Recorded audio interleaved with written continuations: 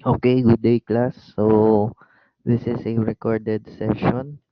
This is part two of your coverage for your first exam.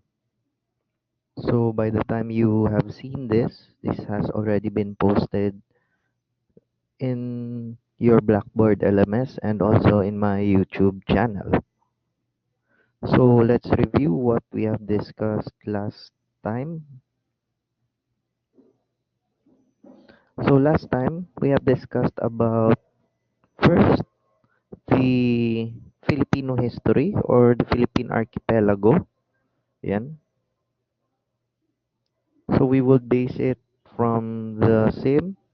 In here, we have discussed previously about the Philippine archipelago and the origin of the name Philippines, which is originally named after King Philip II of Spain during his stint as their king in the early portions of the 1500s. So ang nagpangalan ng ating bansa na Las Islas Pilipinas, which originally was just Filipinas, was a certain Spanish explorer named na si Ruy Lopez de Villalobos. Yan. So, siya yung sumunod na explorer na inutusan ng kaharian ng Spain na pumunta sa Pilipinas to know the facts surrounding the failed circumnavigation of Ferdinand Magellan and his men. Ayan. So they tried to go back into the Philippines and saw that the islands or the archipelago in the heart of Asia is a useful piece of land, not only because of its people but also especially yung original nilang goal was to get spices from Moluccas. Yan. So also they have seen Philippines as a vast area where they can assert their leadership, especially nung may kapangyarihan pa ang bansang Espanya throughout the world. So they tried to conquer our country starting in the 1500s. So yan, naipangalan tayong Pilipinas na naging Las Islas Pilipinas kasi nalaman ng grupo ni Lopez de Villalobos na hindi lang pala iisang isla or iilang isla lang ang Pilipinas. So it is actually an entire archipelago, which hanggang ngayon, ang Pilipinas is composed of more than 7,100 islands. So ang Pilipinas, of course, obviously divided into three main island groups. Yan yung Luzon, Visayas, and Mindanao. Around 81 or 84 provinces. Correct, you can correct me if I'm wrong. And then there are multiple cities per region. Yan. So meron tayong 17 regions. Meron din tayong mga iba't ibang classifications ng cities. Yan, from first class up to yung fourth class municipality. So, Philippines is a member country ng Association of Southeast Asian Nations or yung ASEAN. That's an 11 member organization kung saan lahat ng mga bansa na parte ng Southeast Asia mga miyembro. Okay? So, according also sa Article 4, Section 1 ng 1987 Constitution, it classifies the characteristics of a Filipino citizen. Sino ba yung considered na mamamayang Pilipino? So we have discussed previously about those citizens who at the time of the adoption of the new constitution were already Filipinos. That includes our parents. Next, those whose fathers and mothers are citizens of the Philippines. Yan, automatically. And then those who were born before January 17, 1973 na merong mga Pilipinong ina and elected Philippine citizenship once they have reached the age of majority, technically 18 years old.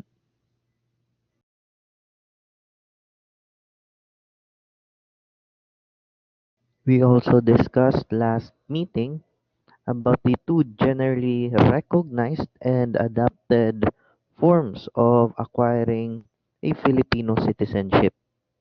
Yan, unang-una, Filipino by birth, which is further divided into two, yung adaptation ng jus soli or the right of soil, na kung saan binabase ang nationality ng isang individual sa lugar kung saan siya pinanganak or the place of birth.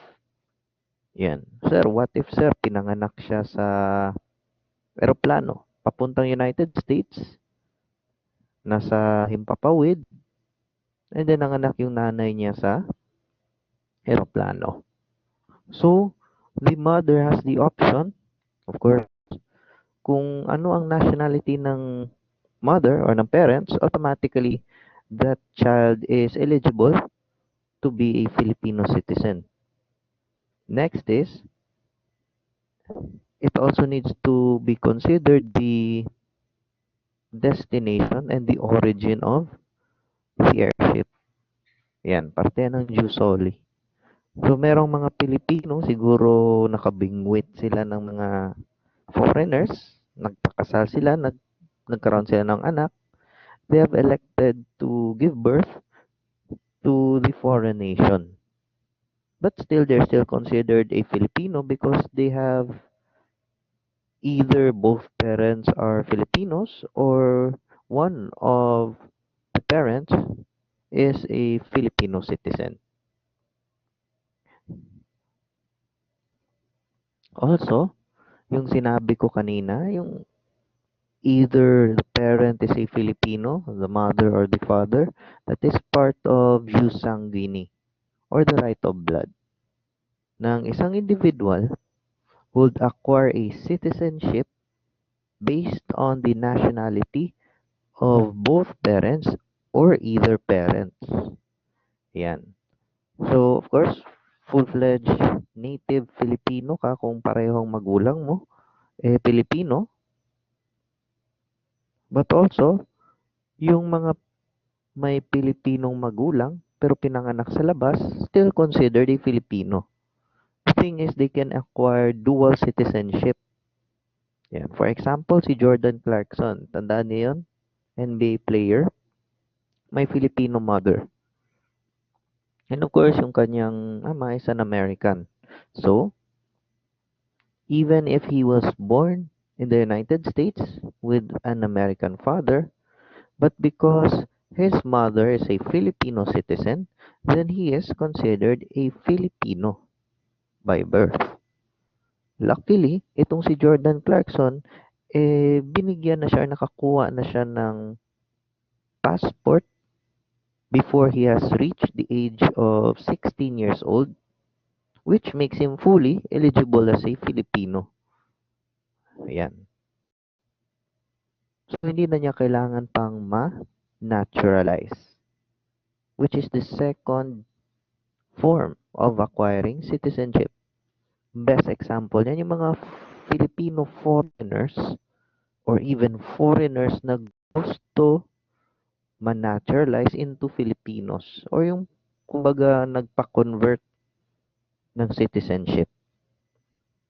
Naturalization is a judicial act, which means, of course, may recognizance ng korte and even the Congress in order for them to be adopted by being a foreigner and clothing them ng mga pribilehiyo ng pareho sa mga native Filipino citizens. Of course, when you are naturalized into being a Filipino, you need to renounce or you need to surrender your allegiance of your former nationality. Kasi may bago ka ng allegiance, which is to the Republic of the Philippines, which is a requirement and of course may ceremony talagang ginagawa dyan before siya fully maging naturalized. Also, last time, we have discussed about the concepts, theories, and research methods in the psychology of the Filipino, or yung psikolohiyang Pilipino. Filipino psychology is a field of study which is mainly concerned with Filipino history and Filipino culture. Yan, yung mga tradisyon natin, yung mga tinatawag na customs. Okay? So, with the use of various scientific methods, so yung various na mga pamamaraan in collecting data and of course in research, then certain individuals would publish those researches at yung kanilang findings in order for it to become a basis for future researches and of course to understand more of the Filipino cultures and its subcultures. So na-enumerate ko na last time yung mga concepts na kino-consider na major areas of concern for indigenous psychology or yung Filipino indigenous psychology. Yan, unang-una, language. We have different linguistic groups or yung tinatawag nating mga dialects. Yan, may iba't iba tayong dialects. Di ba? From Luzon, sa Visayas, at even dito sa Mindanao. Iba't iba. Aside from the national language, which is Tagalog. Okay? Also, we have our own unique way of leisure. Hindi lang sa mga palaro natin or sa mga laro, pati na rin sa mga naimbentong laruan. Hindi lang nung panahon ng mga sinaunang Pilipino, but also yung mga inventions ng mga Filipinos na naging patok sa buong mundo. For example, yo-yo. Sabi ninyo, ang yo-yo, gikan sa Japan. No. The toy yo-yo is made and invented by a Filipino based upon an ancient or a native Filipino toy. Eh, yung Filipino toy na yun is originally wood. So, naisip nung isang Filipino inventor na bakit kaya gawin natin to na mas modern. That was around the 1970s, 1980s. Ayan. So, naging pamamaraan for leisure.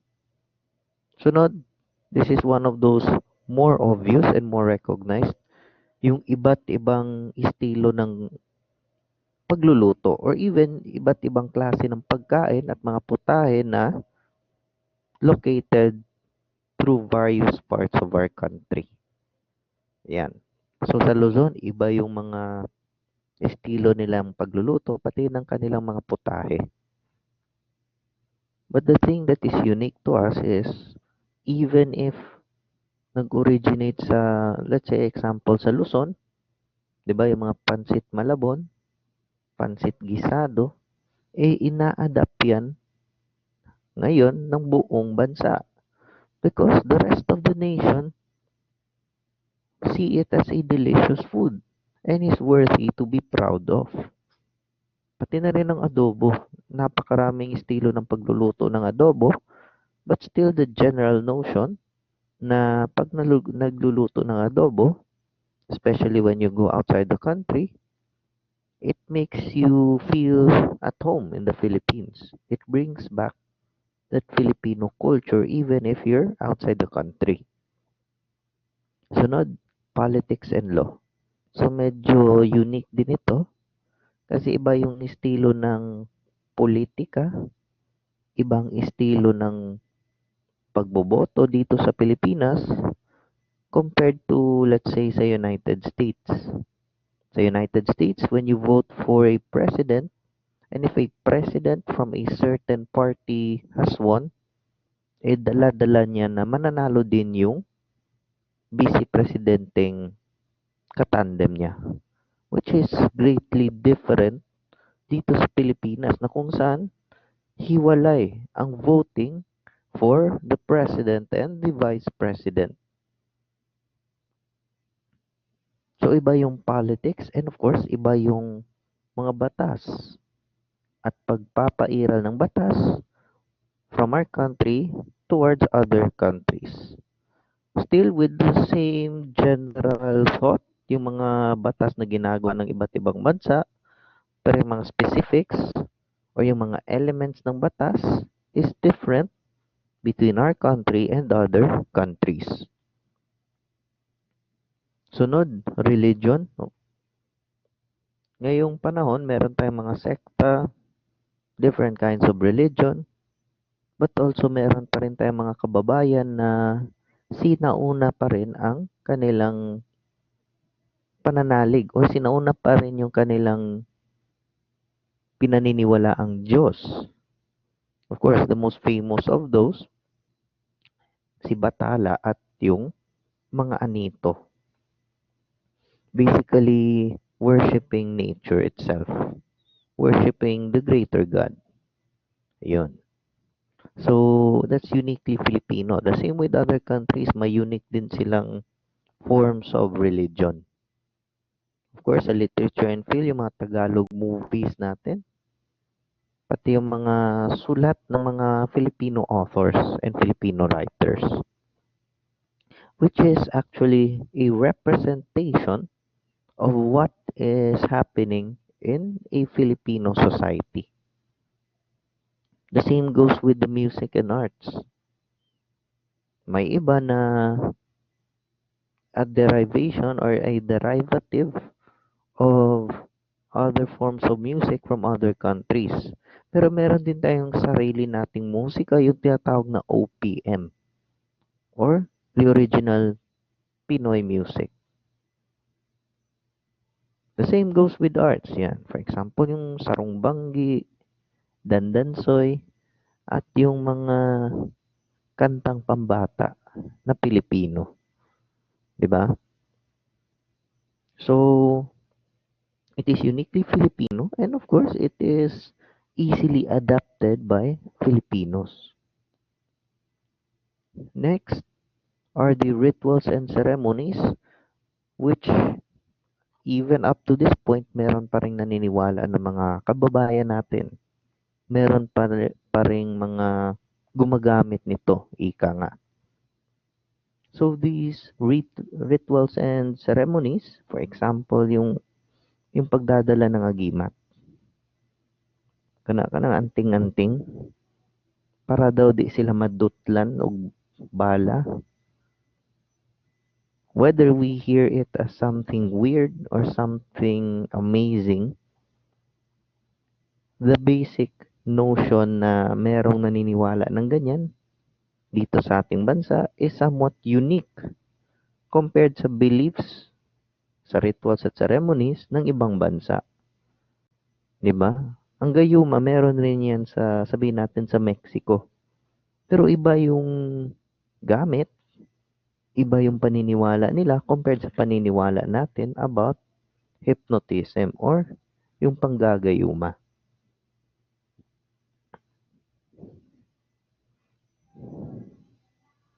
So today, I will be continuing to discuss about the Filipino psychology or yung psikolohiyang Pilipino. So let's go here sa 4.3 kay Rogelio or Rogelia Pepua.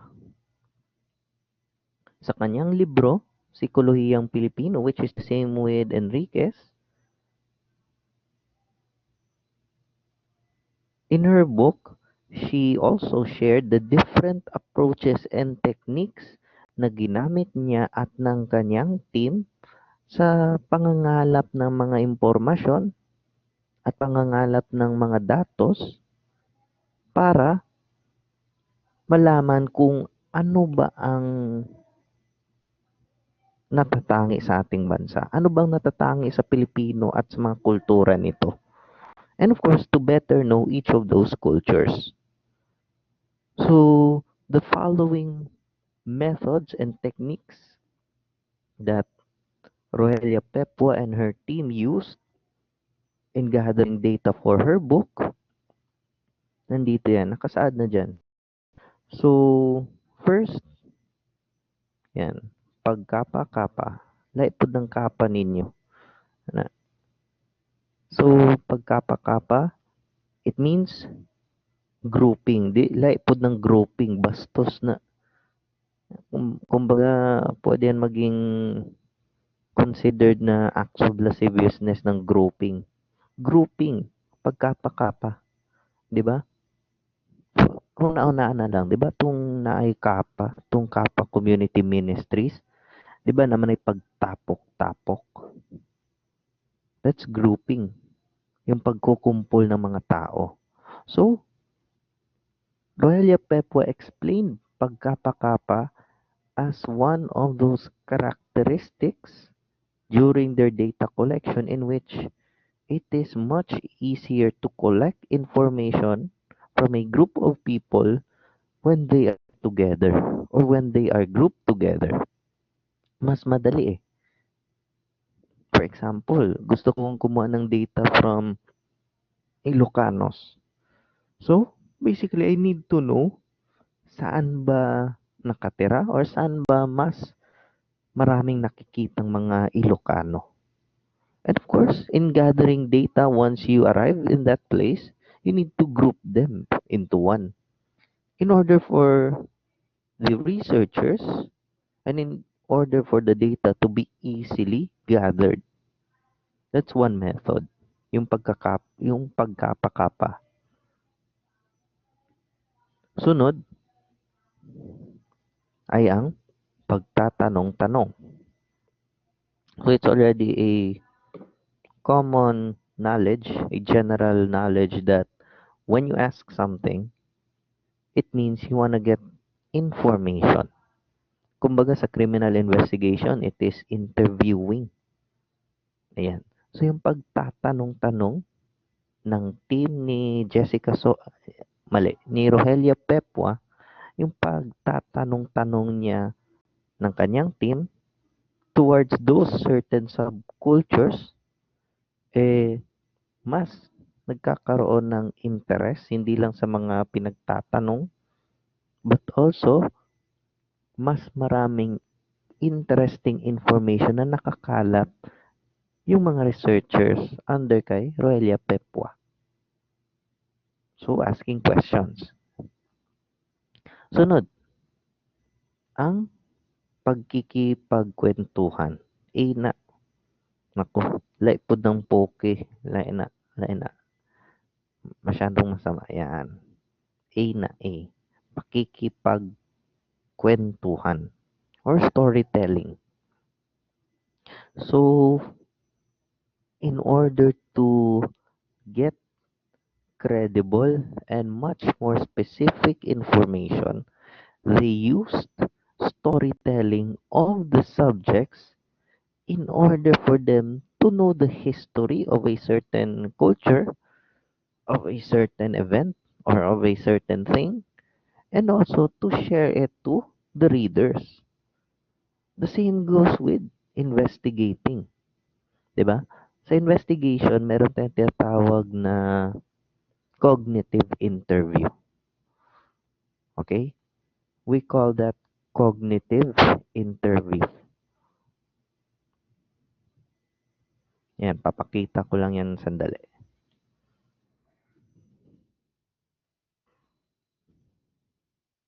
So, itong cognitive interview, ang ginagawa dito, pareho sa pakikipagkwentuhan.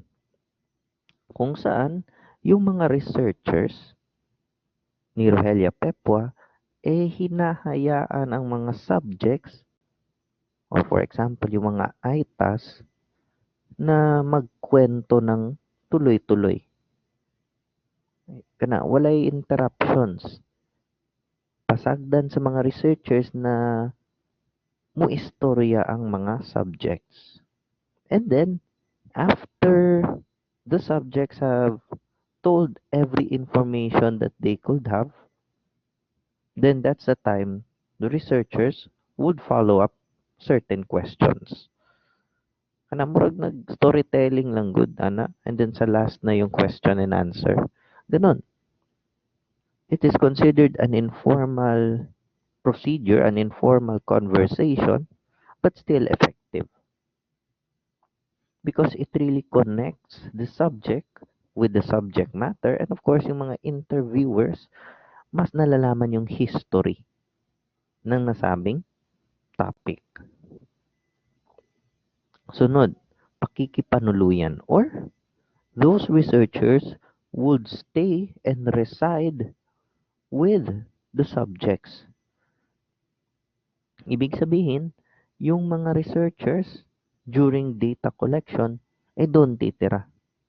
Like for example, kung ang kanilang subjects sa libro ay yung mga tribo dito sa Mindanao, yung mga Manobo or Obo Manobo, ang kanilang ginawa is that they stayed in the vicinity of the residences ng mga miyembro ng Ovo Manobo. It means that in order for them to better understand those stories na mga nasa tribo or mga miyembro ng tribo, mismong sila titira doon kasama ng mga katribo or ng mga indigenous people because they see that if they reside with those subjects of their study, then they would better understand the lifestyle and would have a better viewpoint of their main goal, which is to understand the specific culture. Okay? So, yan. Pakikipanuluyan. Sunod, hindi lang pwede na tumutuloy ka lang kasama ng mga subjects mo or nung mga kultura or yung mga tribes. You must also feel them. Kumbaga, marunong kang makiramdam sa kanilang mga sentimiento. Shared sensitivity. For example, kung merong ginagawang ritual ang isang indigenous group, it is best for the researchers to follow the ritual. And of course, it is not wrong to ask bakit ginagawa yon at para saan yung ginagawang ritual. And of course, once they understand the essence of that certain ritual, then of course, mas maintindihan nila yung sentimiento na nanggagaling mula sa nasabing ritual. Mas mararamdaman nila yung silbi ng nasabing ritual. Next is pakikialam. It might sound eccentric, medyo lain siya paminawon na sige sila makialam sila ng kahit ano, but for the benefit of the research, they need to also interact and be concerned of their study. Kung ako yung researcher doon, for example, if ang aming subjects is yung mga Ilocano, then I need to be concerned of how they live. Ano yung mga ginagawa nila, ano yung mga produkto nila, at yung kanilang kasaysayan. Kailangan mo talagang makialam. Sunod, pakikilahok. Of course, just like anything else in this world, there are certain things in life that you need to experience. You need to participate. So yung mga researchers sa team ni Rogelia Pepwa, ang ginawa nila is sumama din sila and they also participated on certain rituals, certain ceremonies, at sumali din sila, nag-participate sila kung paano mamuhay yung nasabing cultural group. For example, yung mga Badyaw. Tumira sila kasama ng mga Badyaw sa tabing dagat. Naglayag sila gamit ng mga bangka ng mga Badyaw. And of course, in order to get food, they also swam with the Badyaws, yung mga gypsies sa English. So, they have also participated with the way of life nung nasabing cultural or ethnic group. Of course, kung nakikilahok ka, you're involved, you are participating, may involvement. So, nakikisangkot ka or pakikisangkot. Kumbaga, kung unsay gibuhat nila, damay-damay na. And of course, kailangan ng participation ng mga researchers. 'Di ba? Kailangan lang mas maintindihan yung kultura ng isang grupo. So, they need na kailangan nila makisangkot sa pamumuhay ng nasabing kultura. Sunod, pagdalaw-dalaw. Casual but repeated visits.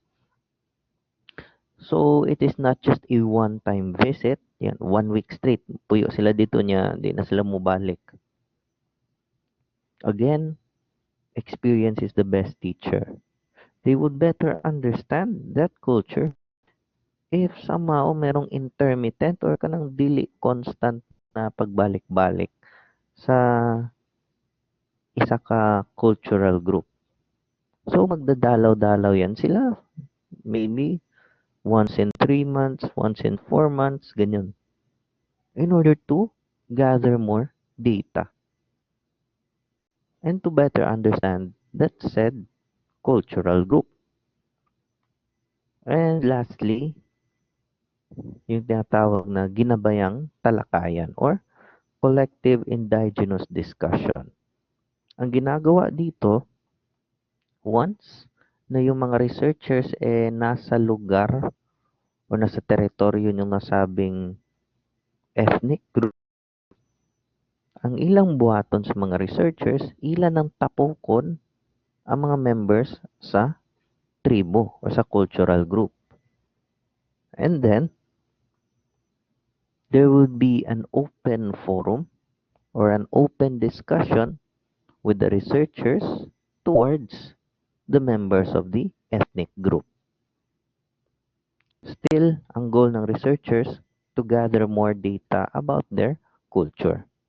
At the same time, yung mga members ng grupo, they would feel that it is somewhat informal, hindi masyadong formal na pwede nilang maibahagi yung gusto nilang maibahagi.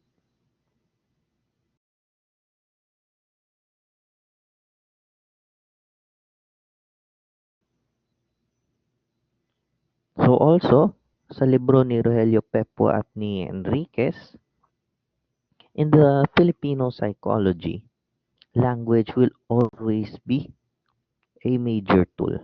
It's a major player in the Filipino culture because the Filipino language o yung Tagalog, pati na yung mga dialects sa Pilipinas, it has been on constant development. Kasi merong mga tribo na kumukunti na lang ang mga miyembro, pati na rin yung kanilang mga salita o kanilang lengguwahe,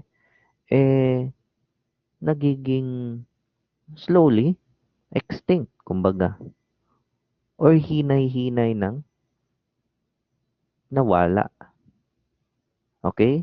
So, in the development of the Filipino language and dialects, there are different writing proponents. Yan. Different things to consider. First, the use of native languages is consistent with indigenization using that from within approach. Unsa ning indigenization? I think I've discussed this previously.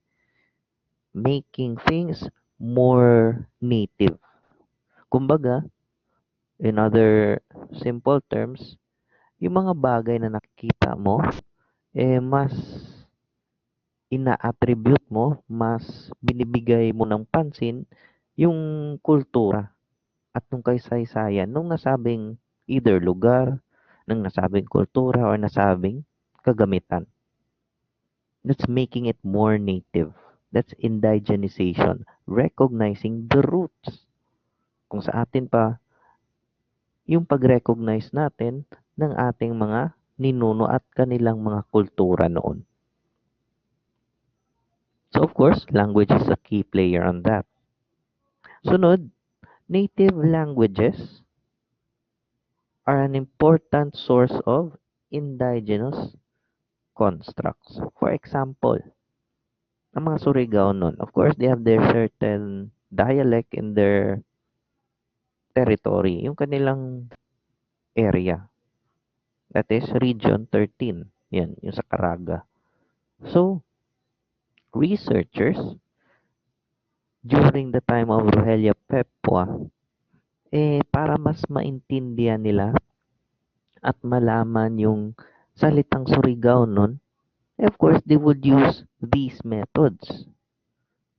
And of course, how would they communicate with those members of society na Surigao nun? Dapat gumamit rin sila ng lengguaheng Surigao nun. The same goes with those researchers na galing Luzon, naatasan sa Cebu. So, kailangan rin nila matuto mag-Cebuano. Para lang yung batas eh. 'Di ba, the Philippine Criminal Law has three characteristics, 'di ba? Yung general characteristics, generality, territoriality, and prospectivity. So, in language, kung nasa Cebu ka, matuto kang mag-Cebuano. That's territoriality. You recognize the dominant figure in that certain territory. So that is part of number 2. Next, dito naman sa number 3, the development and communication of an indigenous psychological science may benefit from the use of native language or languages. Like for example, dito sa Davao, nagkahalo-halo na, may Konyong Tagalog, Konyong Bisaya, yung dominantly yung Konyo niya Bisaya na or Cebuano. Napoy uban nga Hiranon, nga Tausug, nay uban nga Ilonggo, nay uban nga Surigao nun, nay uban medyo kakaunti lang. Napoy uban diri na Chabacano. So, in order for life to continue on, in order for people to have a better performance in life in what they are doing, they use these indigenous dialects or yung mga languages in order to communicate with other members in the same society. And of course, it is being constantly developed. 'Di ba? If we are in the early 2000s, yung term dito sa Davao na kanang konyo, konyo kayo magbisaya, konyo kayo magtagalog. Sa una, dili pa na kaayo gina-adapt or dili pa siya recognized and somewhat accepted. But as more families, more people from Luzon and other parts of the country reside dito sa Davao, then marami na ring gusto yung pag-adapt ng pagiging konyo kana Tagalog ug Bisaya gisagol. Kana for example, grabe man yan siya, oy, 'di ba? Nagiging konyo. If we were in the early 2000s, that would not be accepted. It would sound much weird. Yan, kasi parang dinala mo yung asal Manila dito sa Davao. Again, in language or in dialects, kung ano yung dominant na language sa isang lugar, kailangan mong matutunan. Because it is not the community or it is not the language that would adjust to you. You have to adjust to the language being used. Diba? Tingnan mo yung mga foreigners. Na yung mga foreigners, ni dahil sa Cebu, tungod kay mo eskwela. Pero tanawa ron, sila na hinuon, nagsigbisaya. Diba? Kung madunggan ninyo na yung mga Americans, na yung mga Germans na nagskwela sa Cebu, after how many months lang, hawod na kayo magbisaya. Di na sa mabangbang. Laglom na kayo ang ilang pagbinisaya. The same goes with other people from other nations who come into the Philippines. In order for them to communicate in our country, in order for them to go on with their lives in our country, then they would adapt our language. 'Di ba kung nasa Davao City kayo, 'di ba na may eskwelahan dira sa may El Rio, kana or sa Gahol, kana pong kanang DMSF, 'di ba? Land of Onions. Naku, napakaraming mga Indians. But uniquely, because they are studying here for a good amount of time, kailangan din nilang mag-adjust sa lengguwahe dito. So, bisan naga-jeep na sila or taxi, they use Filipino or yung Tagalog and even Bisaya words in order to convey their message. That's one major element or one major instance kung saan importante yung lengguwahe. Okay? So, the same goes with Filipinos going to other places in the Philippines. Because our dialects and our national language serves as our identity, our national identity. Yan. Sunod, pagkataong Pilipino or Filipino personhood. Meron tayong generally tatlong core values. So, yung pagkataong Pilipino or Filipino personhood, according kay Virgilio Enriquez, 'di ba kanina yung libro niya 1997, Psikolohiyang Pilipino. He published a book earlier noong 1989 about the Filipino personhood o yung titulo niya, Pagkataong Pilipino. Na-describe niya sa iyahang libro ato na ang personalidad sa isa ka Pilipino nagikan sa tulo ka factors. So, makita natin dito, kapwa, pakiramdam, o yung pakikiramdam at kagandahang loob ng Pilipino. Those three intangible factors of the Filipino personality or the Filipino personhood. So, according kay Virgilio Enriquez, yan, meron siyang table dito derived from his book kung saan ang Filipino core values, for example, yung pagkakaroon ng interest at pagkakaroon ng compassion towards his fellow men or yung sa kapwa, especially kung kapwa Pilipino. The reason is, dahil pareho tayong Pilipino, we have our shared identity.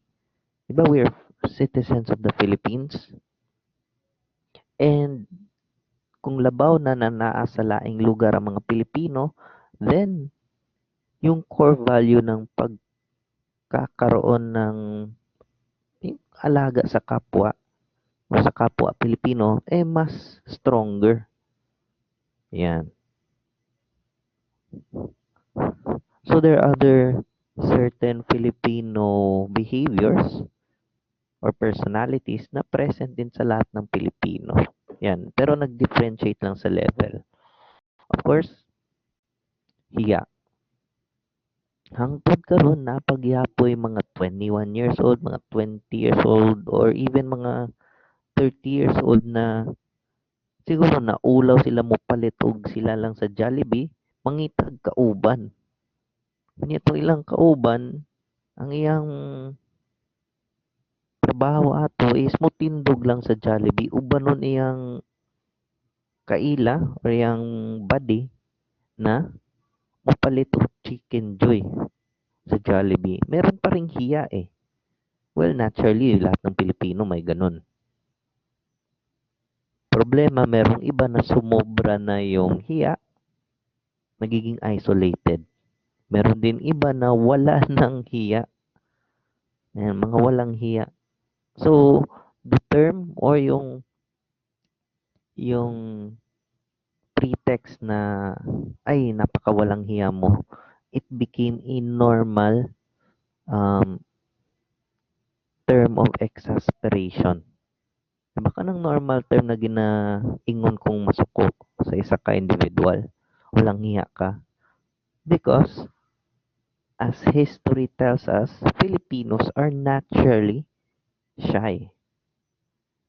At kung merong bagay silang ginawa na out of the ordinary or hindi maganda, iyon ang nagiging common term. Walang hiya ka. That's a colonial attitude. Yan. Na-derive natin yan from our history. That's part of our surface value. Okay, sunod. Filipinos are basically much into utang na loob or gratuity. This is not the right term actually. Utang na loob is best defined in English as the debt of honor. Utang ng loob. Like for example, tinulungan ka ng isang individual, sabihin natin yung gusto mong babae or gusto mong lalaki.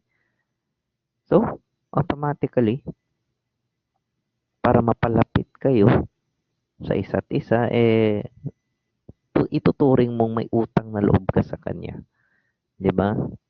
So, it's a gratuity towards another person. Ang Filipinos, ganyan talaga. Merong malaking utang na loob. Yan. But sometimes, itong utang na loob on certain phases in society, hindi tamang magkaroon nito.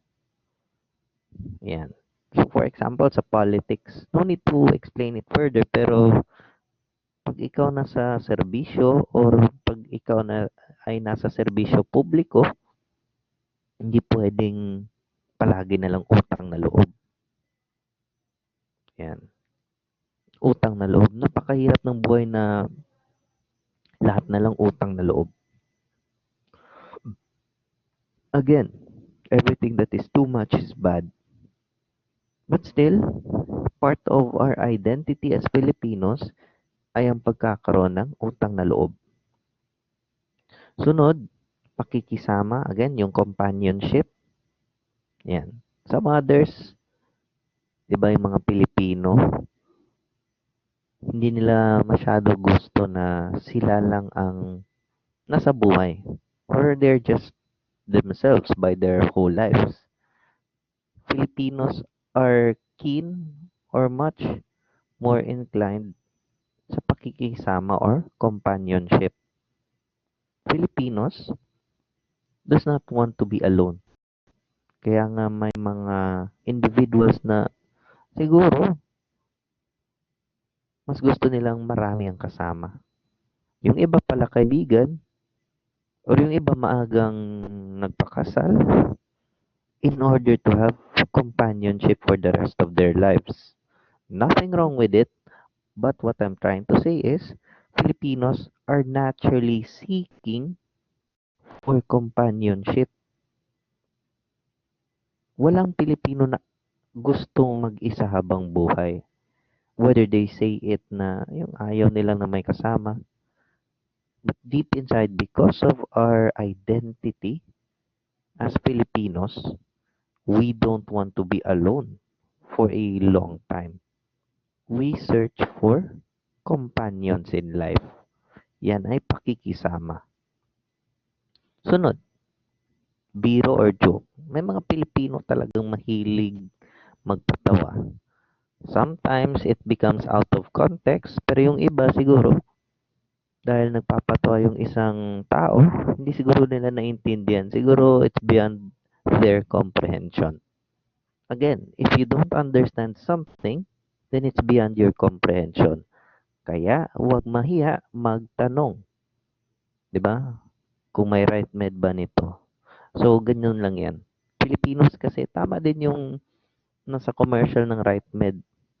Kasi alam nila ang mga Pilipino may significant level ng hiya. So, Huwag mahiyang magtanong. Yan. Para siyang biro, but it's actually true. Yan. Sunod, Filipinos are really sweet. Not just towards their family, not just towards their friends, but to especially yung mga visitors, di ba? May hospitality. Okay? Yung sweetness. Malambing ang Pilipino. Yan, sa sobrang lambing, kada umaga, yan, siya na lang maririnig mo. Di ba? The same goes with parents. Ang Filipino parents kasi, yung mga medyo traditional na parents, they only speak one language. That is pasigaw. Kana labaw na silang mga anak na pasigaw jud na. Pero there's some others na hindi naman. Yan. So it depends upon the tone and the nature of the situation. But on the surface, Filipinos are very much caring. They're very sweet. 'Di ba? Noon nangliligaw ang mga Pilipino, hinaharana. Ngayon iba na. Hindi pa kayo. Yan. Nagiging kayo na. Malambing na. Hindi kayo. Merong lambing. Pero pag sinabi niyang kaibigan lang tayo, wala nang lambing. Di ba? That's the time na merong tampo. Okay? Hindi nga kayo. Pero ang sweet niya. Yan. Binibigyan ka ng pagkain, inalagaan ka, nirerespeto ka, pero pag sinabi niyang kaibigan lang tayo, nagtatampo. Yan, affective disappointment. Filipinos are very much easy na magtampo. Madali ang Pilipinong magtampo. Magaling man lambing, madaling lambingin, pero madali ding magtampo. When we say tampo, it's basically affective disappointment. Bakit affective disappointment? Kasi yung taong pinagtatampo mo, nagkaroon ka ng affection sa kanya. Hindi naman sa pagkagusto, pero kanang nakay tiwala sa iya ha. But then it was broken. So, magtatampo. 'Di ba? Kanang mag-uyab. Lambing kay siya kay magpasakay siya sa or gusto niya mo sakay sa imuha. Imuhang motor dihay na. For example. Pero nung sinabi mo na nagdali ka, na ingnan nimo nagadali ka, na magtampo. 'Di ba? Magpouting lips dayon na. The general characteristic of a Filipino affective disappointment, which is a surface behavior which is within us Filipinos. Yan. Sunod, this confrontational surface value, itong bahala na attitude na kana or mas modern na bahala na si Batman, 'di ba? Sometimes it is erratic, sometimes it is a sign of being wise. Kasi sino ba namang makapredict sa future, 'di ba? But also hindi din pwede na lahat ng bagay na lang bahala na. Kasi on a negative perspective, pinapakita lang yan na happy-go-lucky ka. Hindi ka sigurado sa patutunguhan mo. But on a positive perspective, ibig sabihin yan, pinipili mo kung saan ka magaling in order for you to avoid failures. Or not really avoid failures, in order for you to avoid being humiliated. Okay? So, yan yung bahala na attitude. Sunod, lakas ng loob or guts. Every Filipino would have this. Yan. Lalaki ka, babae ka, lahat ng Pilipino internally has guts or lakas ng loob. For example, meron sa inyo dito na gusto maging pulis, dahil meron kayong pinaghuhugutan. At yung pinaghuhugutan nyo ay ang nagsisilbing lakas ng loob ninyo para at least naman malampasan yung mga pagsubok dito sa college o sa pag-eskwela. Diba? The same goes with other individuals. Kung sa training, yan, magte-training na kayo, sabihin natin maging pulis kayo. So yung nagsisilbi yung inspirasyon at lakas ng loob, yung pamilya nyo, na kung naamoy uyab, sana all, or your past failures. You use them as your fuel to the fire. Yun ang nagsisilbing lakas ng loob ninyo. You used it as guts or fuel to fill up your guts. Sunod, pakikibaka or resistance. Filipinos are known to be resilient and, of course, very resistive.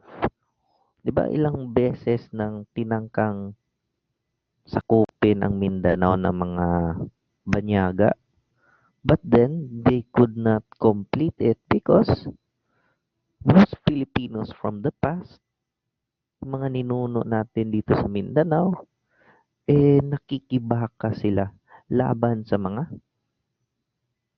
banyaga, sa mga may planong sakupin ng Mindanao. The same goes with other parts of the country, di ba? Hindi tayo magkakaroon ng kalayaan kung walang nakikibaka noon or walang nakibaka noon. Okay? So, that's part of the surface values. Core values natin, kapwa, again, that's just part of it. Yan. Sunod, kagandahang loob o yung pagiging makatao o yung humanity.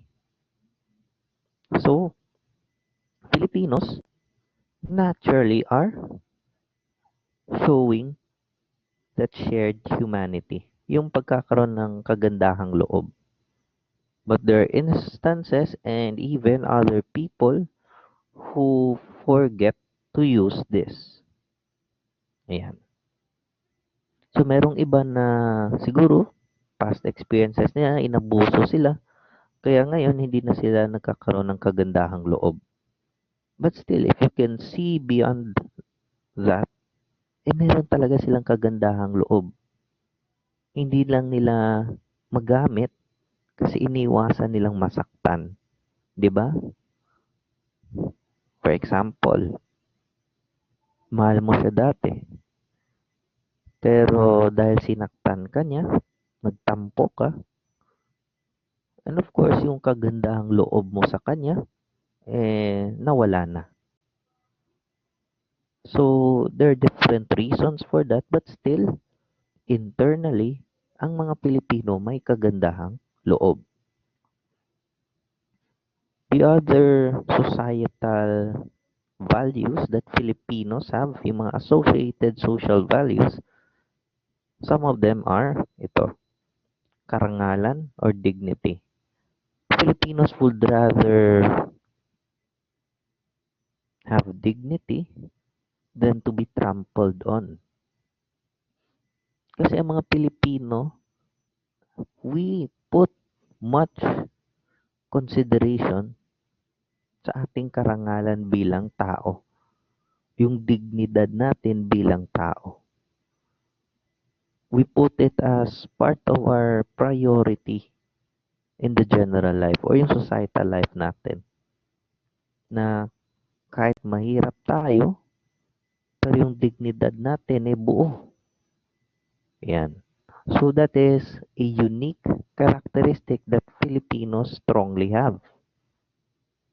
Sunod, yung sense of justice or yung pananaw sa katarungan. It may not be for every Filipino, but majority of the Filipinos would want fair justice for all. Yung patas na katarungan. And lastly, freedom. My question is the Philippines today really free or not?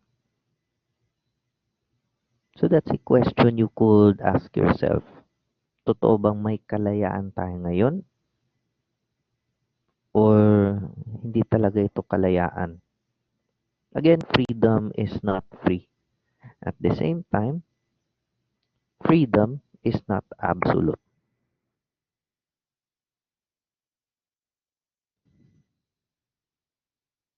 Ibig sabihin, yung kalayaan natin may hangganan.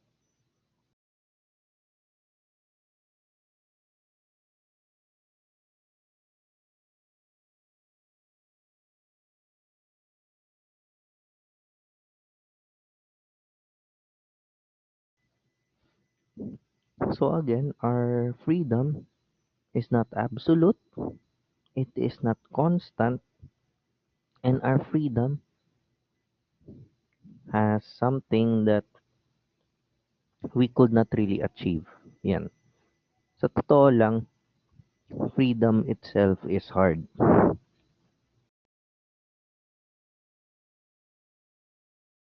What we are attaining is independence from others. Pero kung sabihin mong freedom, walang tao sa mundo ang may 100% freedom. Kasi kung magkakaroon yan, di lahat ng tao magagawa niya ng kahit anong gusto niya. Kung gusto kong pumatay, makakapatay ako. Kung gusto kong sirain ng isang bagay, yan. I have freedom. Pero it does not mean democracy is freedom. No. Again, freedom is not absolute. Pero yung sense ng Pilipino sa kalayaan or freedom, some of them think of it otherwise. So that needs to change yung viewpoint natin sa society.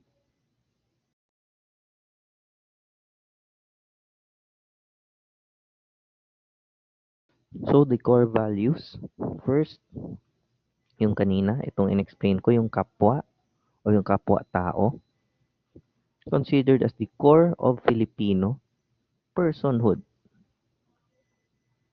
So most would think na yung kapwa natin refers to the other person, pero it is not just our fellow Filipinos, but the fellow human being.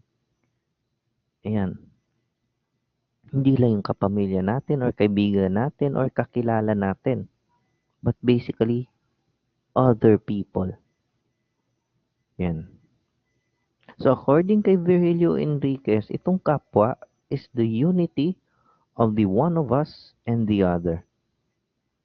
Yung kasama natin, yung katulad natin, at yung iba pang tao. That is yung pag-recognize ng kapwa. The recognition of a shared identity or an inner self. Kaya nga pag pumunta tayo sa ibang bansa, yung mga Pilipino doong nagtatrabaho, tinatrato nilang parang kapatid at kamag-anak yung mga Pilipino din sa ibang bansa. Kasi kapwa nila Pilipino. Okay? So, kapwa is the core of Filipino personhood. Ayaw ng mga Pilipino na magkakanya-kanya tayo. Delikado yan para sa ating bayan. Kaya kailangan nating maintindihan din yung ating kapwa-tao para naman magkapit-bisig tayo. Kapit-bisig din ang kinakailangan natin para malagpasan yung mga problema ng ating lipunan. So, ang kapwa as a core value is not just derived from yung ibang tao or other people, yan, but also those that we don't know but still fellow with us or true with us, with the shared identity with us. Yan. So, ang Pilipino, ang pakikitungo natin sa kapwa natin, yan, or yung daily transactions with others, with the right demeanor, can develop a good relationship towards other people. To make it simple, Yung pakikitungo dapat natin sa ating kapwa-tao, whether they're Filipinos or not, whether they are female or male, or whether they are the authorities or not, kailangan yung pakikitungo natin sa kapwa, ginagawa natin yun with the right demeanor. Huwag mainitin ng ulo. Walang bagay na naidudulot ng tama kapag ang pag-iisip mainitin.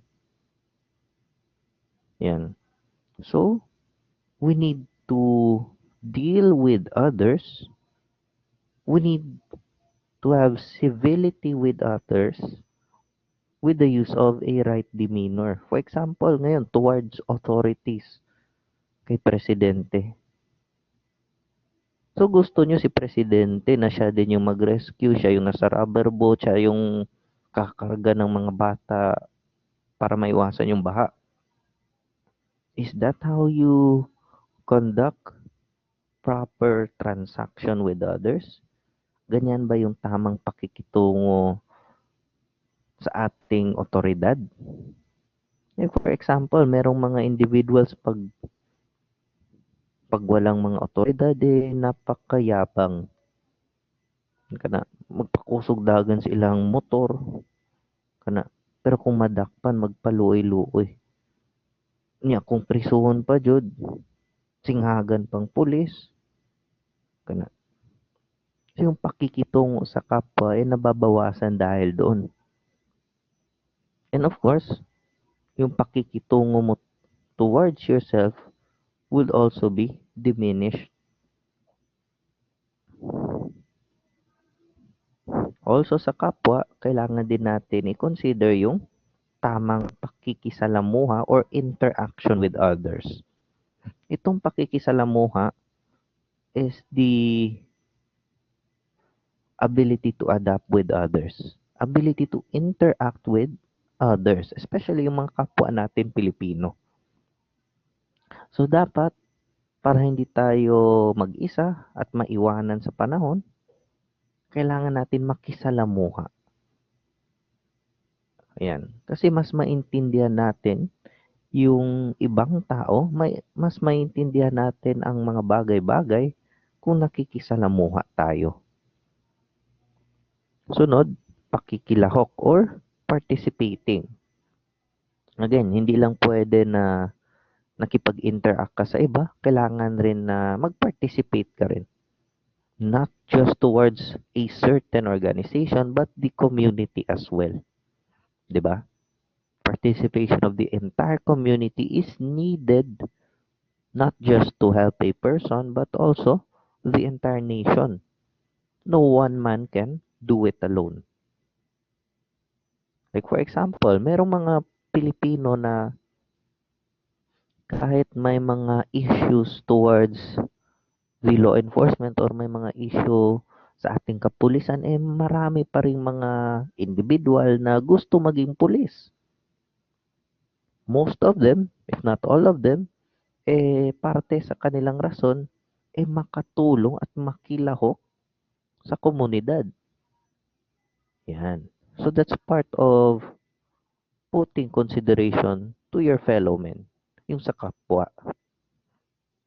Of course, pakikibagay. But basically, mas maganda ito kung marunong ang mga individual or yung mga Pilipino na makiramdam sa iba. Because if you understand others, if you try to think rationally and sympathize others, then you can create or you can select the better alternative for a certain problem. Mas maintindihan mo yung tao at mas magkakaroon ka ng mas magandang perspective towards life and towards other people. Yan.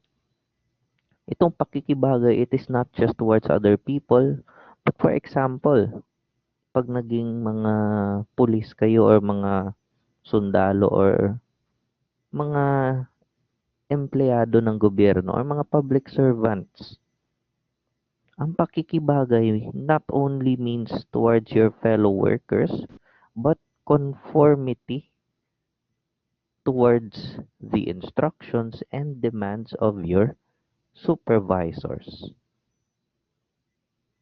Sunod, pakikisama or being along with, ito yung pakikibagay towards those with the same level as you. Itong pakikibagay, ito yung conformity towards those who are above you. Ang pakikisama is conformity or empathizing with people the same as you. Ayan. Pakikisama yan. Empathizing with others, being with them, and understanding them. So also sa kapwa, dapat ma-recognize din natin na hindi lang yung ibang taong nakikita natin ngayon ang dapat i-consider. There's no I in team, pero merong tatlo. May tatlong I sa Philippines. Di ba? But still, hindi natin pwedeng isolo, hindi din pwedeng iilan lang.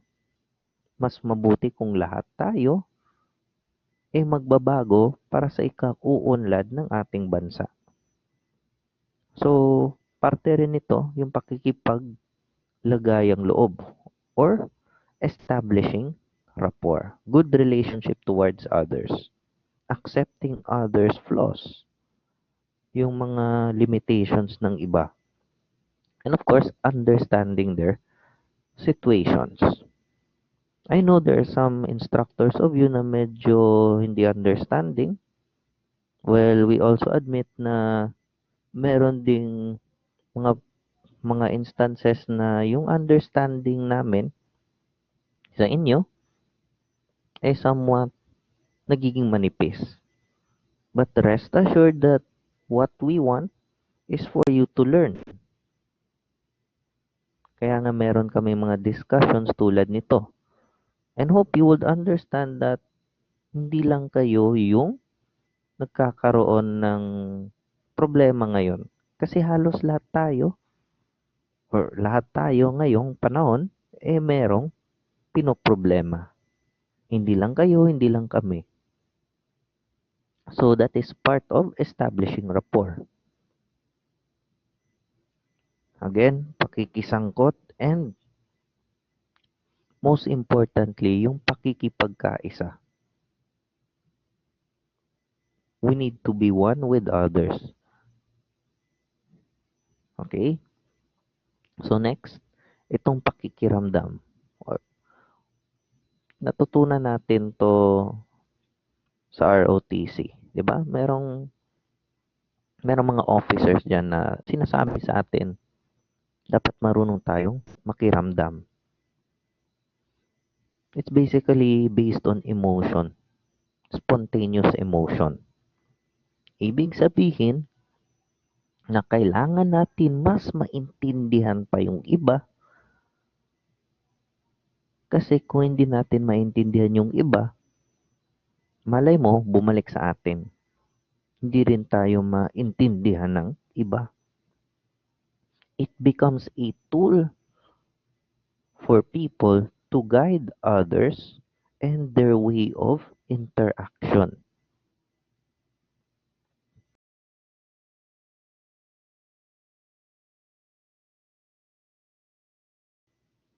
Sunod, kagandahang loob.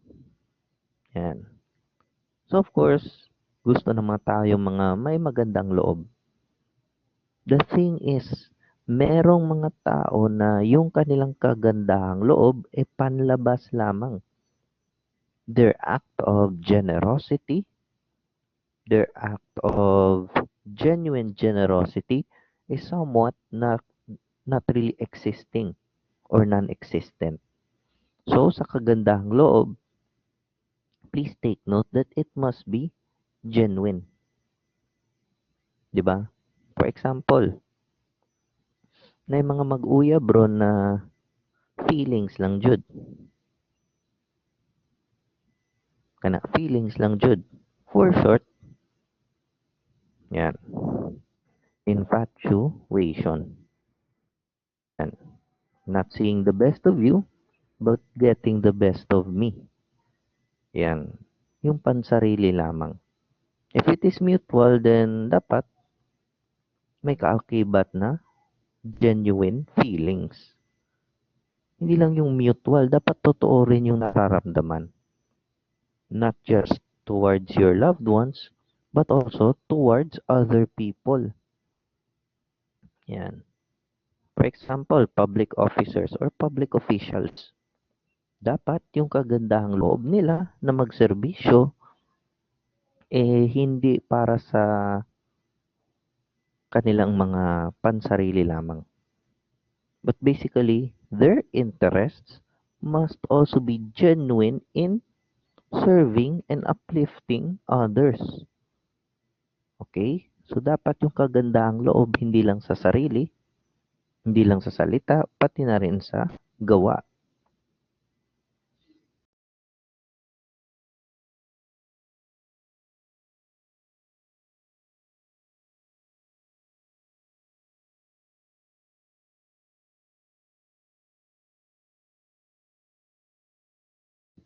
So, other surface values, for example, ito, hiya, na-discuss na natin, or shame in English, a sense of propriety, and as cited by a further study by Rogelia Pepuan, yung 2000, ang mga Pilipino, iniiwasan yung nakakahiyang, mga nakakahiyang experiences. Kasi iniiwasan talaga ng mga Pilipino yon dahil ayaw nila na mapahiya. Filipinos avoid to be put in a place of awkwardness. Filipinos avoid to be put in an awkward position. So, nagkakaroon ng hiya.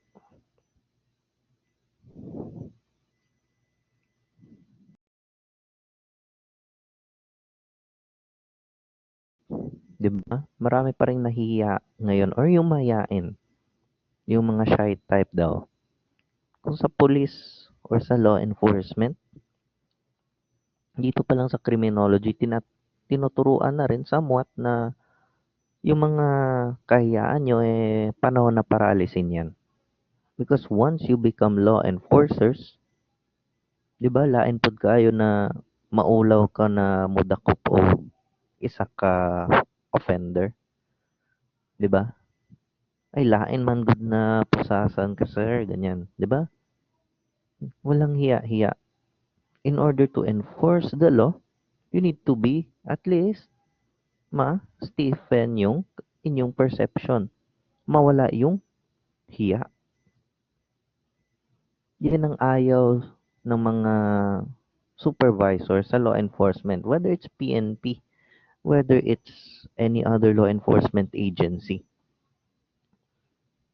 You cannot be embarrassed by enforcing the law, or you cannot be embarrassed with enforcing the law. 'Di ba? Kahit natural sa Pilipino maging mahiyain, pero at least man lang kung gusto mo pa iralin yung batas, huwag kang mahiya. Huwag mahiya kung may right med ba nito. Okay? Sunod, utang na loob or solidarity, debt of honor. Yung sinabi ko kanina, ang mga Pilipino napakalaki ng utang na loob sa mga individual. Kasi either they are expecting a return of favor or they would need that return of favor. It's a double-edged sword. Ibig sabihin, pwede may positive effects, pwedeng may negative effects. So, dapat makontrol natin tong utang na loob. Kasi baka yung utang na loob na nabigay natin, mapunta sa maling tao at sa maling sitwasyon. Yan, pakikisama at pakikipagkapwa, companionship, hadlok mo palit og chicken joy sa Jollibee, kinanglan pagkauban. Again, yan, pakikisama, walang mali doon. Pero wag mo ring pasobraan. Kasi unang-una, hindi mo property or hindi ka proprietor ng kaibigan mo. Okay? Sunod, itong bahala na. Again, sinabi ko kanina, that's a negative connotation, a negative value. Of course, yung mga positive, meron din. Lakas ng loob, kikibaka. Pero itong dalawa, kailangan maintindihan nating mga Pilipino na gamitin ito sa tamang proseso at sa tamang panahon. Kusog kaayo na kay guts, na kay lakas ng loob, pero mutubag sa imuhang ginikanan. Kana, medyo mistiming yun. Yan. Or resistance to authorities. Kana, di kaganahan mo sa presidente, di makibak ka through not going to school. Di ko muskwela kay di ko gana ni Digong. In the first place, si Digong ba ang mag-aaral? Di ba ikaw? Second, kung bumagsak ka sa math, or bumagsak ka sa ballistics, or bumagsak ka sa QD, sala ba na ni Digong? Again, in these two factors, you must be accountable of yourself. Because when you fail or succeed, it is on you, not by anybody, but it is on you. If you will become successful, it is brought up by you. If you fail, it is brought up by you. That's being accountable of yourself. So make sure that you will be accountable of your actions, accountable of your thinking, because maybe one day it might go back to you. Pwedeng balikan ka niyan. Sunod, societal values. Let me enumerate these. Yan, karangalan or dignity. Filipinos have a strong sense of dignity. Yan, excuse me. Sunod, katarungan or sense of justice. The principle of equity in giving rewards to a person. Hindi lang sa legal na pamamaraan, but also yung sense of fair play in society. Sunod, sense of freedom. Again, freedom abused is freedom non-existent. Walang kalayaan pag inabuso yan.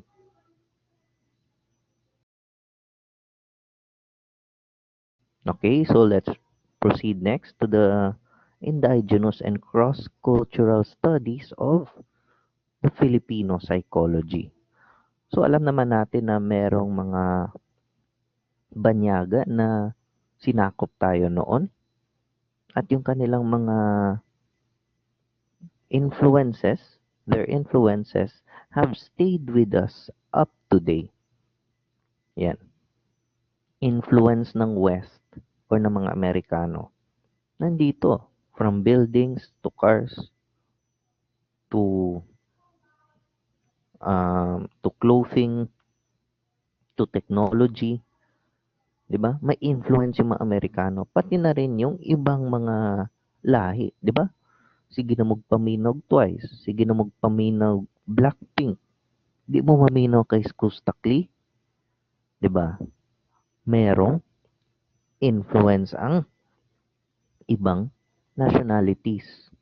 At arguably, actually this is a truth, mahina ang influence ng mga Pilipino towards fellow Filipinos.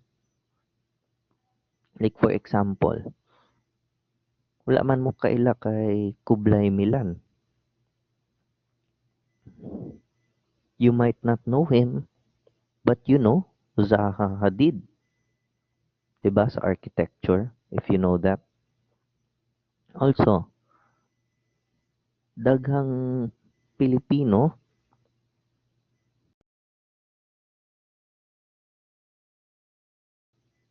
daghang Pilipino ang mas nakaila kay Lebron kumpara kay Justin Brownlee na 'di ba sa Justin Brownlee di man na Pilipino or sabihin natin mas maraming may kilala kay Lebron compared kay Mike Baroka. Ana kung di jud ka gatan-og PBA, di jud ka makaila ana. Pero si Lebron kilala not just here but of other countries. So yung taste ng Pilipino according kay Rogelia Pepwa is easily influenced by other nationalities. Yan. For example, yung architecture dito sa Pilipinas, yung pag-construct ng buildings. Most designs, yung architecture, is based sa architectural design ng ibang bansa. At kakaunti lang yung mga architectural designs na lumago na uniquely Filipino. Kasi may Eastern and Western influences. The way we dress, the way we like music, the way we prefer movies, yan. The way we talk, yan. English speaking is an influence by Americans. Yan. Even the food that we want. Ngay uban sa inyo na di jud ganahan mo kaon og munggos. Pero kung mo ang tugmakdo, burger bundles. Kana. Napoy uban na ganahan lagi ko anang mga kanang mga western cultures. Yan. Nothing wrong. It's your freedom to choose what you want. But again, yung Filipino personality natin na napapag-iwanan na yung mga indigenous cultures natin. Yung indigenous influences slowly being extinct.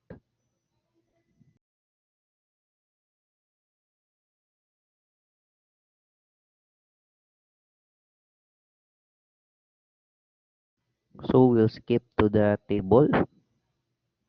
So let's proceed to the Filipino hero's quest for freedom.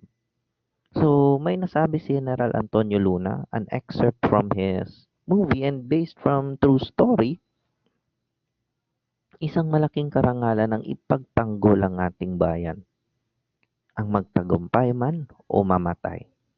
Again, freedom is not free. Merong kailangang pagbayaran. So during his time, he suffered losses of his soldiers. He saw his friends and fellow Filipinos die just to secure independence and freedom of the Filipino people. At least man lang sa kanyang panahon, yung mga tao at mga sundalo noon, malaki yung karangalan nilang magtanggol sa kanilang bayan. Whether they'll die or live, they'll do it. Ngayon, yung mga individuals of our generation, some of them would rather migrate. Iniiwasan nila yung problema sa ating bayan. That's one thing that siguro yung mga ninuno natin siguro pinagsisihan siguro nila. Because us, were we as the future of our country, some of us would rather escape our responsibilities, would escape problems than facing it. Nawawala na yung karangalan doon. Freedom is not free. Okay? So, that's one thing I want to highlight to you. Yan. Freedom is not free. So, nandito po yung iba't ibang mga bayani ng Pilipinas. Of course, you have known them. And some of their contributions to our freedom or to our independence. Yan. Una si Lapu-Lapu, hari ng Mactan. The first police who made the first successful defense against colonizing Spaniards. Ayan. So, wala masyadong information about him aside na meron siyang six-pack abs, siguro mga 5'10" siguro siya. Meron siyang bandana sa kanyang ulo, parating nakahawak ng kanyang sabi na sundang man jud na in Bisaya na or the deeper Bisaya of that is kanang pinote kana na. So itong 5'10" na sila Lapu-Lapu na may six-pack abs, yun yung nakikita natin na unang simbolo ng pagdepensa laban sa mga mananakop. Pero ang problema, itong si Lapu-Lapu, aside from being a monument sa mismong isla ng Mactan, ay naging isda. Yan. So, nung April 27, 1521, he imposed his will together with his fellow Cebuanos to defend their land because they don't want those Spaniards together with Raha Humabon and the Boholanos to be baptized as Christians. They don't want to be baptized to Christianity. They want to maintain their native beliefs. Kaya nilabanan nila yung grupo o yung hukbo ni Ferdinand Magellan. But the thing is, itong si Raha Humabon, para maiwasan ng gulo sa kanyang teritoryo sa isla ng Bohol, he peacefully accepted the Spaniards and was baptized into Christianity by the use of yung tinatawag na blood compact. So makikita nyo ito sa Bohol. This is around 15 kilometers away sa Tagbilaran. Merong monument or yung monument, a park, a national historical site, yung blood compact site. Yung mismong lugar na kung saan si Raha Humabon kasama ng mga Espanyol nagkaroon ng kasunduan na ang mga tao sa Bohol mabibinyagan into Christianity papunta sa pagiging Katoliko, in which Lapu-Lapu as the king and chieftain of Magellan resisted and of course rejected, which resulted into the death of those Spaniards, including Ferdinand Magellan. Sunod, ito si Francisco Dagohoy. So, his original name is Francisco Sendrijas.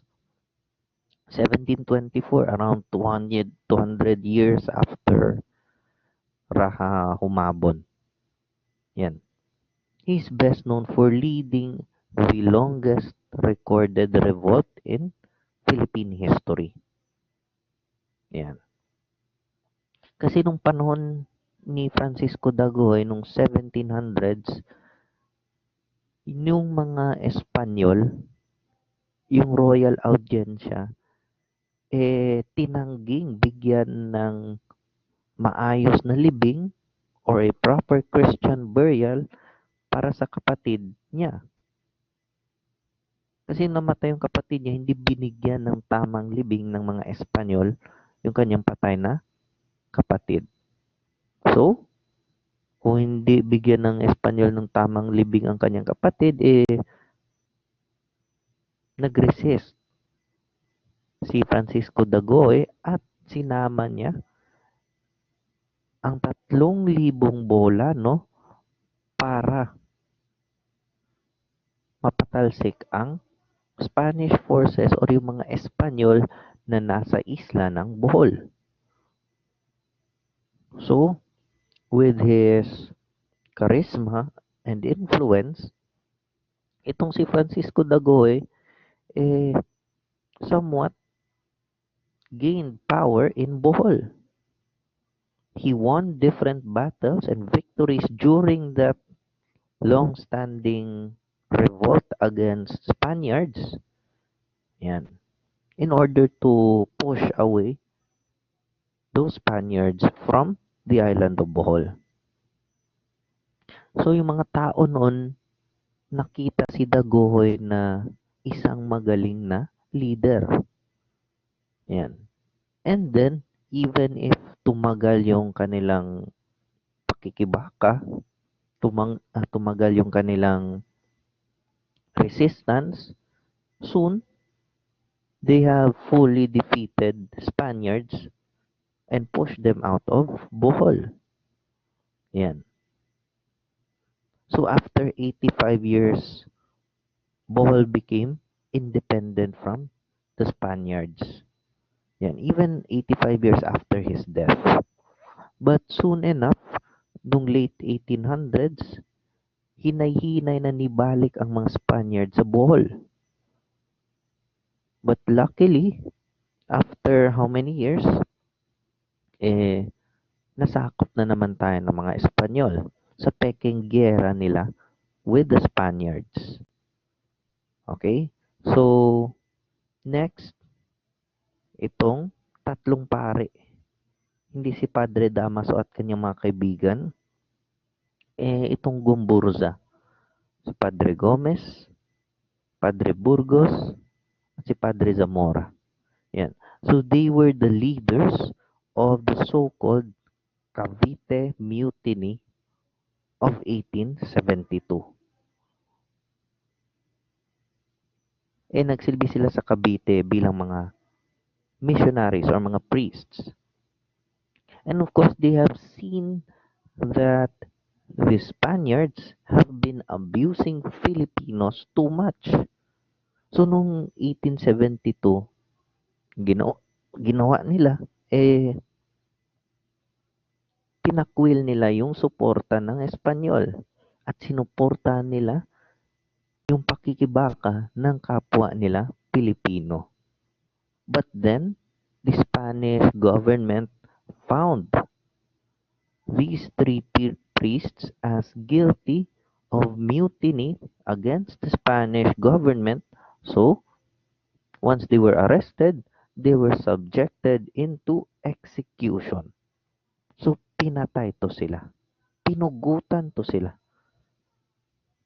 Unfortunately, they died, the three of them, but their contributions sparked a new revolution through the end of the 1800s na kung saan mas tumindi yung galit ng mga Pilipino laban sa mga Espanyol. Yung incident na pagpatay or pag-execute sa tatlong pare pushed Dr. Jose Rizal to write his novel El Filibusterismo in memory of the three priests. Yan. So may excerpt sa libro na El Filibusterismo dito as translated in English. So of course, we all know Jose Rizal, our national hero. Yan. Pambansang chick boy to. Rizal is not the leader of the propaganda movement but is one of the key members. Kasi itong si Jose P. Rizal o si Jose Protasio Rizal isang ilustrado. He was luckily one of those few Filipinos during the Spanish regime that was able to have quality education and to be educated outside of the Philippines. Yan. So yung unang libro niya, Noli Me Tangere, pinakita doon yung mga kakaiba at kabulastugan na ginagawa ng mga Espanyol during their rule in our country. Especially, ang pag-highlight ng role ng Catholic friars, yun si Padre Damaso, towards the Filipinos. Yan. But by the late 1800s, he was already the sole target of the Spanish government kasi napakalakas ng impluensya ng kanyang mga sinulat na libro. he was executed noong 1896 sa Bagong Bayan. Ngayon ay Luneta. Yan. So why is Jose Rizal considered our national hero? Yan. Kasi nung panahon after the Spanish regime, of course, mga Amerikano sumunod. Nakita ng mga Amerikano, specifically the American governor in the Philippines, si William Howard Taft, nakita niya na revolutionary or napakagaling ng konsepto ni Rizal in terms of educating Filipinos. At nakita ni William Howard Taft na yung paraan ni Jose Rizal na ma-inspire yung kapwa Pilipino niya, pareho rin sa ginawa ng mga founding fathers ng Amerika. One of those, si George Washington. So parang kinumpare na rin ni William Howard Taft si Jose Rizal na pareho kay George Washington at kay Theodore Roosevelt. Ayan. So, with this amazement towards Jose Rizal, he mandated that all schools that were created during the American colonization would have Jose Rizal's statutes built. Yan. Not just in 10 parts, but of multiple parts in our country. And of course, the establishment ng lalawigan ng Rizal. Ayan. So itong si William Howard Taft, after serving as the American governor in the Philippines, he soon became the President of the United States. Okay? So, itong si Andres Bonifacio at si Apolinario Mabini, ang discussion ko nito ay sa susunod ng panahon na. So, I would end my discussion right here and we would be discussing them on the next part of our discussion. Sa part 3 natin to i-discuss. Also included yung mga revolts against the Spanish tyranny. And also we would distinguish what is tyranny. So, kids, sa susunod yan na parte ng discussion natin. Once again, thank you for listening and please continue watching the videos and kung gusto niyo i-like ninyo na. Kung di mo gusto, di man ta mo ginapugos. But at least you might have a better understanding of the subject and the history of the Philippines. And of course, those key terms. So, thank you for listening and have a good day to everyone.